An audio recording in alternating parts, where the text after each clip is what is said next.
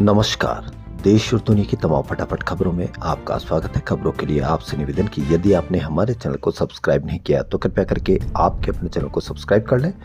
आप सब्सक्राइब करते हैं तो हमें हिम्मत होती है सही और सच्ची खबरें आप तक पहुंचाने की। वरना मीडिया में इंदौर में दूषित पानी से हुई मौतों पर कितनी चर्चा आपको देखने को मिली, कितनी चर्चा या कवरेज आपको देखने को मिली, कितने पीड़ितों के बयान आपको देखने को मिले, क्योंकि यही यदि मीडिया इन पर चर्चा करेगा, मीडिया पीड़ितों के बयान दिखाएगा तो आपके मन में सवाल उठेंगे।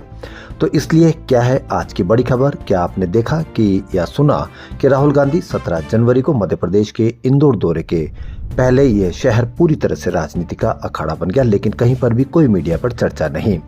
तो क्या है आज की बड़ी खबर। लोकसभा में नेता प्रतिपक्ष राहुल गांधी के 17 जनवरी को मध्य प्रदेश दौरे पर है। गांधी दूषित पानी से हुई लगभग 20 से ज्यादा लोगों की मौत के मामले को लेकर 17 जनवरी को इंदौर जाएंगे। वे यहां प्रभावितों के परिजनों से मुलाकात करेंगे। कांग्रेस ने सरकार पर हमला बोला। प्रदेश कांग्रेस अध्यक्ष जीतू पटवारी ने कहा कि भाजपाइयों की जुबान अभी भी भागीरथपुरा का भय बढ़ा रही है। पीड़ित परिवारों के गहरे जख्मों पर नमक लगा रही है। अहंकार में डूबे हुए 23 सरकारी हत्याओं के अपराधी इसलिए निरंकुश है क्योंकि जनमत का अपमान इनकी आदत में आ चुका है। तभी तो ये आंसू में डूबे इंदौर का दर्द भूलकर जुबानी जहर उगल रहे हैं। गलती सुधारने की बजाय अभी भी मुंहजोरी कर रहे हैं। जीतू पटवारी ने आगे कहा कि राहुल गांधी इस घटना को लेकर बहुत चिंतित है। पूरी घटना उनके संज्ञान में। उन्होंने प्रभावितों के परिजनों से मिलने की इच्छा जाहिर की है। नेता प्रतिपक्ष राहुल गांधी का 17 जनवरी को इंदौर आगमन पीड़ित परिवारों और शहरवासियों को संबल, संवेदना और न्याय की उम्मीद देगा। वहीं उत्तर प्रदेश के वाराणसी में विश्वविख्यात मणिकर्णिका घाट का एक हिस्से को हाल ही में विकास कार्यों के नाम पर तोड़े जाने का मामला अब देशव्यापी विवाद का रूप ले चुका है। आपने इसकी कितनी चर्चा देखी, आपने इसका कितना विवादित चर्चा देखी या इसकी कवरेज देखी, या वहाँ जो मीडिया बांग्लादेश में जाकर खबर कर सकता है तो क्या वो मणिकर्णिका घाट पर जाकर खबर नहीं कर सकता या वहाँ मीडिया कवरेज नहीं कर सकता। लेकिन आप इसकी कहीं पर भी कोई कवरेज नहीं देखेंगे।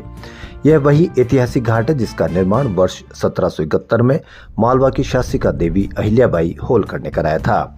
करीब 250 साल पुरानी इस विरासत को शमशान घाट विकास परियोजना के तहत क्षतिग्रस्त किए जाने के आरोपों के बाद यूपी के काशी से लेकर एमपी के इंदौर तक लोगों की भावनाओं में उबाल है। उबाल हो, लेकिन आपको मीडिया कवरेज होगा तभी उबाल आपको हर आदमी को दिखेगा और तब आपकी भावनाएं समझ में आएगी। लेकिन जब कवरेज ही नहीं होगा या चर्चा ही नहीं होगी तो आप कहीं पर भी आपका उबाल आप तक ही सीमित रह पाएगा। एमपी में इंदौर ही नहीं बल्कि पूरे मालवा अंचल में नाराजगी और आक्रोश है।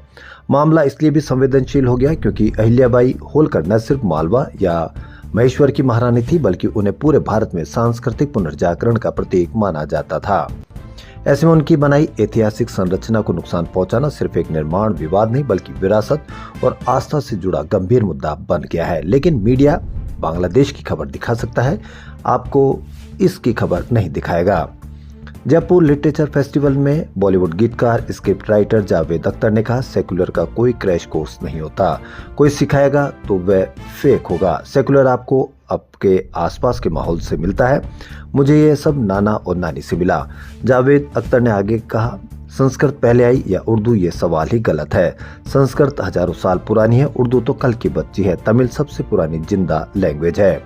उर्दू रेस में ही नहीं है। चश्मा क्यों नहीं लगा, इस पर अख्तर ने कहा, अच्छे चेहरों को देखे, अच्छी नीयत रखे, चश्मा नहीं लगेगा। आपने अभी कुछ समय पहले उत्तराखंड की खबर सुनी थी जहां भीड़ ने एक छात्र को सिर्फ इसलिए पीट दिया क्योंकि वह किसी और की तरह लगता था। लगता है कि पूरे देश में इस तरह का माहौल है। कोई भी किसी के घर पर घुसकर, कोई भी हॉस्टल में घुसकर इस तरह का अपराध कर सकता है और वह अपराध करने की हिम्मत कहां से आती है यह आप भली भांति अब जानने लग गए हैं। वहीं मध्य प्रदेश के अनूपपुर स्थित इंदिरा गांधी राष्ट्रीय जनजाति विश्वविद्यालय के छात्रावास में असम के एक छात्र के साथ मारपीट का मामला सामने आया। छात्र का आरोप है कि कुछ युवक देर रात हॉस्टल के कमरे में घुसे और उसके साथ बेरहमी से मारपीट की। घटना के बाद छात्र डरा हुआ, उसने जान का खतरा बताते हुए परीक्षा नहीं दे पाने की बात कही। घटना 13 जनवरी की सुबह करीब 4 बजे GGPH हॉस्टल के पीड़ित छात्र हीरोज ज्योतिदास असम का रहने वाला है। वह IGNTU इग्निट्यू में इकोनॉमिक्स विषय में MA कर रहा है। छात्र के अनुसार 5-6 युवक उसके कमरे में घुसे, नाम और राज्य पूछा और उसके बाद मारपीट शुरू कर दी। हमलावरों ने उसके चेहरे पर लात घूंसे मारे। आपको कहीं पर भी इसकी कोई चर्चा देखने को नहीं मिली होगी, क्योंकि मीडिया बांग्लादेश पर लगा हुआ है।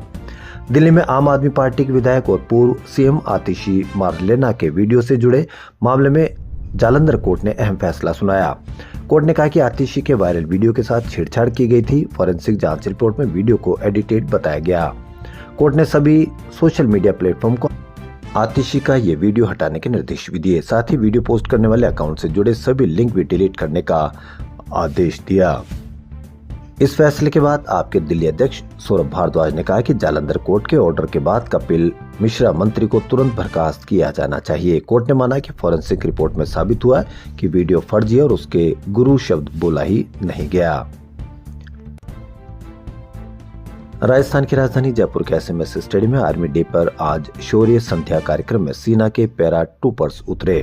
रक्षा मंत्री राजनाथ सिंह की उपस्थिति में पूरा स्टेडियम जय हो के नारे से गूंज उठा। रक्षा मंत्री राजनाथ सिंह ने बताया कि ऑपरेशन सिंदूर अभी पूरी तरह से समाप्त नहीं हुआ है।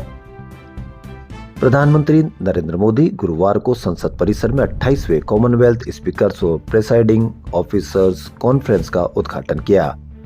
प्रधानमंत्री मोदी ने कहा कि आज भारत दुनिया की सबसे तेजी से बढ़ती अर्थव्यवस्था है। पिछले कुछ सालों में 25 करोड़ लोगों को गरीबी से बाहर निकाला है। पीएम मोदी ने कॉन्फ्रेंस में कहा कि भारत में यूपीआई दुनिया का सबसे बड़ा डिजिटल पेमेंट सिस्टम है।